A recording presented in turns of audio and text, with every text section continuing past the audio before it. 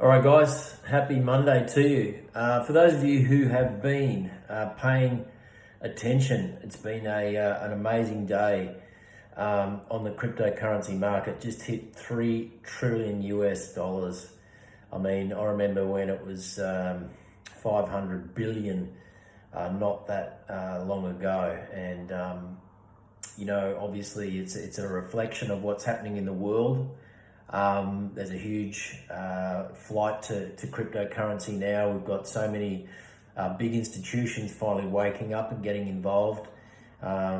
Just the Commonwealth Bank announced late last week that they'll be the first Australian bank to make cryptocurrency accessible to their customers.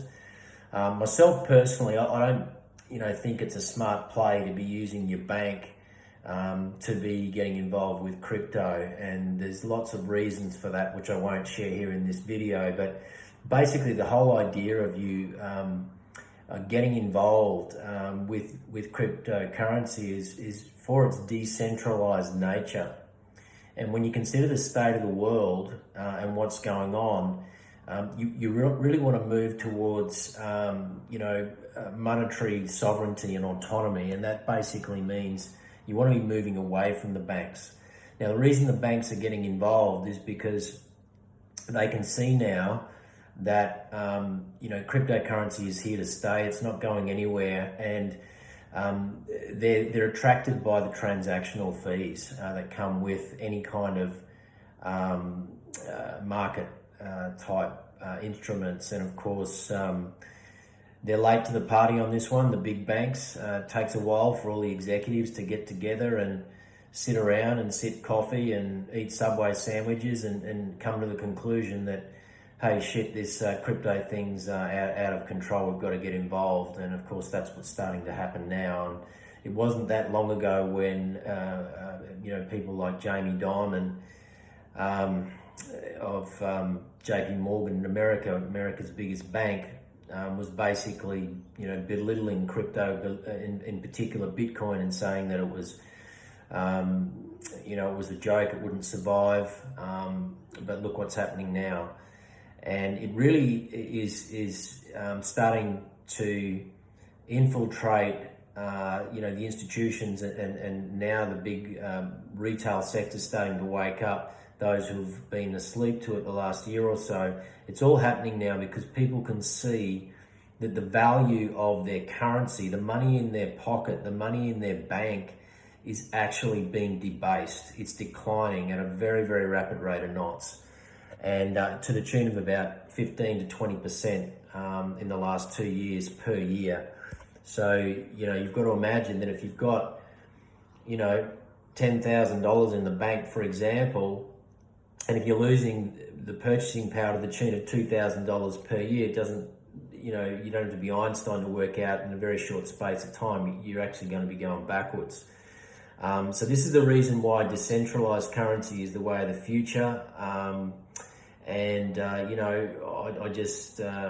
can't emphasize enough how important it is right now for people to be thinking practically, to be thinking smart, to be understanding what's going on in the world and how it's going to impact them financially, and why it's so important now to protect yourself.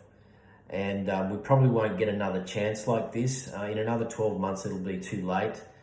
And yes, this market is going to boom and then correct. It's going to do that. But there are many, many projects in the ecosystem that are here to stay, and they're not going anywhere. And we're seeing that. And in fact, next year, we're going to see more and more big institutions coming on board, which is only going to drive this market even higher. So, personally, I believe that Bitcoin's going to outpace gold.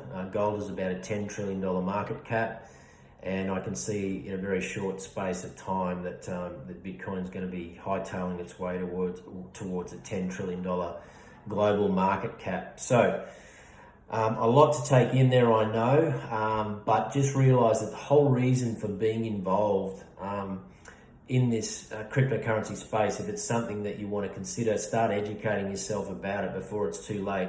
It's about being your own bank. It's about taking back your monetary sovereignty, your autonomy.